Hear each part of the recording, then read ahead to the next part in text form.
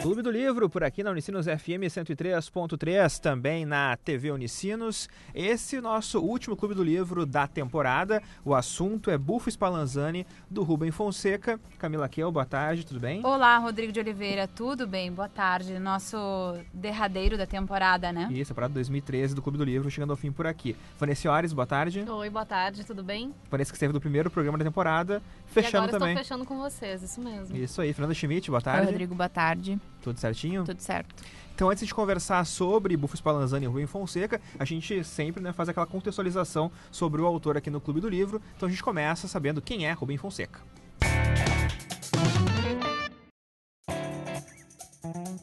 Rubem Fonseca nasceu em Juiz de Fora no dia 11 de maio de 1925.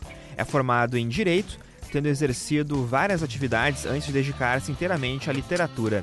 Graduou-se em Ciências Jurídicas e Sociais na Faculdade Nacional de Direito da então Universidade do Brasil, atual Universidade Federal do Rio de Janeiro. Em 1952, iniciou sua carreira na polícia, como comissário no 16º Distrito Policial em São Cristóvão, no Rio de Janeiro. Na Escola de Polícia, destacou-se em Psicologia. Em julho de 54, recebeu uma licença para estudar e depois dar aulas dessa disciplina na Fundação Getúlio Vargas, no Rio de Janeiro. Escolhido com mais 9 policiais cariocas para se aperfeiçoar nos Estados Unidos, entre setembro de 53 e março de 54, aproveitou a oportunidade para estudar administração de empresas na New York University. Depois de sair da polícia, começou a se dedicar integralmente à literatura. Escreveu contos, publicados em livros como Os Prisioneiros, em 1963, A Coleira do Cão, em 65, e Lúcia McCartney, em 67. Fonseca depois lançou seu primeiro romance, O Caso Morel, em 73. Dentre seus livros mais famosos, destacam-se Bufo Spallanzani, de 86, Agosto, de 1990, e Mandrake, A Bíblia e a Bengala, de 2005. Em 2003, venceu o Prêmio Camões, o mais prestigiado louro literário para a língua portuguesa. Seu romance mais recente, José, foi lançado em 2011. Esse então é o nosso Clube do Livro, por aqui na Unicinos FM, também na TV Unicinos. Bufo Spallanzani, Rubem Fonseca é o livro da semana aqui no Clube, como toda semana, então a gente traz aqui um livro para conversar sobre. E a gente começa então agora com as nossas primeiras impressões sobre esse livro. Começo com a Fernanda Schmidt. Bom, acho que a gente vai encerrar essa temporada do Clube com chave de ouro, porque é um livro, assim, excelente. E pelo que a gente conversou nos bastidores, acho que todo mundo gostou bastante da leitura. Logo que eu comecei a ler, eu não conseguia parar de ler, dá vontade de ler. Eu pensei, não, vou demorar mais um pouquinho pra ficar bem fresquinho. E tu começou com uma certa antecedência, né, Fê? Eu comecei a ler faz um tempo já. Muito bom, assim. Eu acho que tem várias histórias dentro de uma história, tem o uso da metalinguagem. É uma leitura muito rica, eu acho que com certeza a gente recomenda. Enfim, também um escritor, um dos mais reconhecidos aqui no Brasil. Acho que eu tô ansiosa para ler as outras obras dele, a Camila comentou ontem também. Principalmente Agosto, que é a mais, né, conhecida. Mas quando a gente fala de Bufo também vale a pena. Vanessa Ores? Bom, eu fui introduzida ao Rubem Fonseca por Agosto, justamente. Eu tenho o livro, posso te emprestar. É ótimo. E também adorei esse livro. Estava no primeiro clube, em outros. E acho que a gente também vai fechar com chave de ouro, como a Fernanda disse. E é uma história fantástica mesmo. Porque são 5 grandes capítulos, né? E eles, cada um tem uma história independente. Quer dizer, se fosse pra ser só aquilo ali também, ia ser muito rico. Mas esse fio condutor que tem nesses 5 capítulos, assim, acho genial. E é uma leitura muito prazerosa mesmo. Um livro muito bom. Camila Kiel? Eu gostei muito também do livro. Eu fecho com as meninas aqui também. Acho que a gente terminou bem essa temporada, né? Ele tem muito humor. Eu acho que isso aí é o grande, também é um grande destaque dessa obra, né? Os diálogos são primorosos, são muito gostosos de ler, são próprios para serem encenados. Então, tem momentos impagáveis aqui que tu realmente... Olha, eu sempre digo, quando tu pega um livro e tu realmente dá risada daquilo, né? Tu não dá só a risada interna, né? Mas tu externa essa risada é porque ele realmente conseguiu isso. Porque, às vezes, o que é escrito, ele não é tão fácil de passar um humor quando é uma coisa escrita, né? Porque uma coisa é tu falar, uma coisa com humor. Tem tu tem os teus gestos, tem as tuas expressões, o teu carão, né? E outra coisa é, pra escrever, o cara tem que ter a manha, né? E é um romance policial muito bom, intrincado, mas não de forma nenhuma complicado. Então, também recomendo a leitura do Bufo Spallanzani. Eu também comecei a ler Rubem Fonseca com o Agosto, né, que a gente leu num Clube do Livro aqui, inclusive, numa temporada anterior, e é um livro fascinante também, um livro que também tem esse lance meio policialesco, porque, afinal de contas, é a história da morte de Getúlio Vargas ali em agosto, né, e esse Bufo Spallanzani não me foi surpresa em achar que ele era tão bom.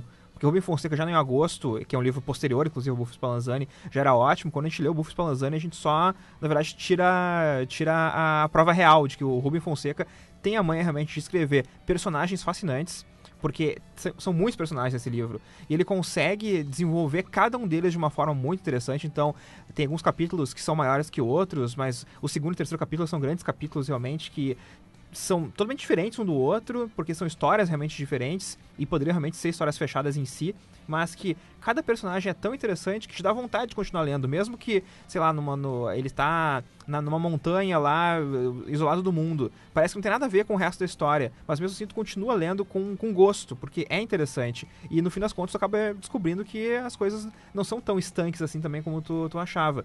Então é um livro realmente gostoso de ler, aquele livro que te dá vontade de continuar. Eu consegui ler no domingo passado 100 páginas, tipo, numa sentada.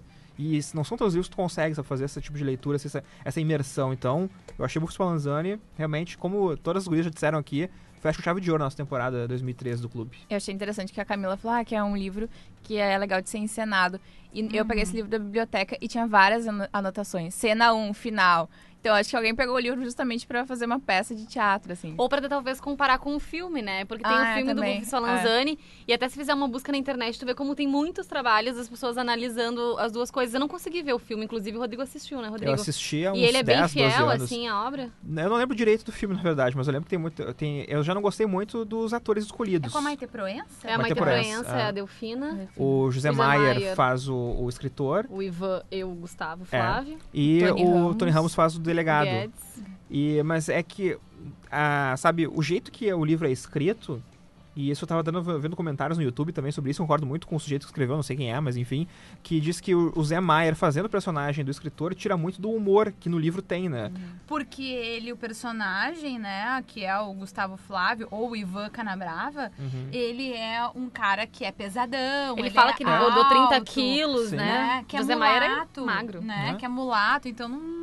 Mas tem aquela coisa de falar assim, bom, onde eu chego eu chamo a atenção. E José Maier a gente sabe que é galã, né? E tal, então pode ser por aí. Mas o Tony Ramos, ele faz um delegado, o investigador, no caso, e é mais gordinho do que o Zé Maier, então eles podiam ter invertido, na verdade, né? Era uma vez mais próximo o Tony Ramos fazer do que o Mas Zé a Maite Maier. Proença, como a socialite Delfina, acho que sim, é acho bem cabível. Sim, Acho tem que alguns... tem a ver, sim. O filme é legal, eu lembro quando eu vi o filme sem ter lido o livro na época, há muito tempo atrás, eu achei que era bacana o filme. A trilha sonora da Vila Lobos, por exemplo, também, que é uma trilha bem bacana, ganhou prêmios em Gramado, o filme, ator pro Tony Ramos, por exemplo, o Juca de Oliveira, que faz o Cerezo, ele ganhou prêmio também de ator coadjuvante.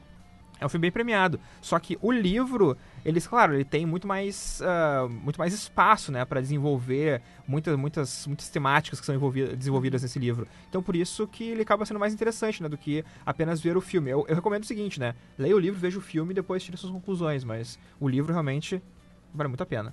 Eu acho que os diálogos, como eu falei que no início, são muito bons de ler. E acho que o ponto alto dos diálogos ali, tem vários momentos, mas os que me chamaram a atenção, os que eu gostei realmente, foi naquela fase que ele tá fazendo aquele flashback dele ainda como Ivan, né? Trabalhando na seguradora? Trabalhando na seguradora. É a minha parte preferida do livro. Aqueles diálogos Eu também gostei são bastante. muito engraçados, porque o que acontece, ele conhece a Minolta, e a Minolta, ela é uma riponga até, né? Ali naquela fase do livro ela é uma riponga, e ela tem uns amigos que também são ripongas, né? Que fazem bijuterias, né? Sei lá, nas feiras. Macrobiótica e tal. E aí os diálogos são ótimos, os diálogos também com a ex-mulher dele, a Zilda, querendo que ele tire a Minolta de dentro de casa, também são muito engraçados. Então, assim, é uma leitura muito boa de ser feita. Parece que nada é demais no livro, assim. É. Parece que nada sobra, parece que tudo é bom de ser lido. Porque às vezes a gente tá lendo o livro e a gente, vou pular esse parágrafo. Mas nesse não dá, assim, dá vontade de ler tudo e acompanhar. Até porque acontecem muitas coisas, né? E aí, se não lesse alguma coisa, com certeza iria perder algum aspecto interessante. Mas assim, desde o início, quando eu comecei a ler o livro, que eu notei, enfim, que ele era narrado em primeira pessoa e o personagem, ele tava dentro da história, né? Quer dizer, esse narrador tava dentro da história, era o personagem principal. Eu comecei a pensar, mas como é que ele sabe onde que o Guedes estava, o que o Guedes fez, não sei o quê. E achei muito genial, assim, logo no início, na página 17, até fez uma marcação que ele mesmo se justifica a respeito disso, né? E ele fala, estou relatando incidentes que não presenciei e desvendando sentimentos que podem até ser teoricamente secretos, mas que são também tão óbvios que qualquer pessoa poderia imaginá-los sem precisar dispor da visão onisciente do ficcionista. Tipo assim, então já justificou e com certeza dá pra tocar adiante, assim, né? Não sei se vocês também fizeram essa pergunta, assim, como é que ele sabe tudo. Não, pois enfim, mas achei bem bacana. Eu achei curioso porque o livro ele começa em primeira pessoa com alguém contando uma história, né? Então sempre tem as aspas no começo. E na semana passada a gente leu O Coração das Trevas, né? Que o livro era todo assim, era todo com aspas, começando parágrafos, a não ser em alguns pequenos momentos que não era. Então eu já percebi isso já logo no começo, porque eu já tinha visto uma leitura pregressa dessa forma. Então eu pensei, será que vai ser mais um livro, então, com todas as aspas? E daí é só a primeira parte do primeiro capítulo, na verdade, que é assim. E depois ele vira um narrador, realmente, e conta a história de um policial. Então tu imagina, será que o policial vai ser o protagonista? E de alguma forma ele acaba sendo um dos principais, mas não, o principal realmente é o narrador que está envolvido na história. Então é super curioso ver realmente como ele vai contando, claro, obviamente, as coisas que interessam a ele, né? E no final do livro tu vai descobrir coisas que, afinal de contas, ele como narrador, ele escolhe deixar para o final. Esconde, né? Mas isso a gente fala depois. No próximo bloco a gente continua falando sobre o Ufo Spallanzani no Clube do Livro. A gente daí começa a falar sobre realmente a história que envolve esse personagem e tantos outros no Clube do Livro, então não sai daí.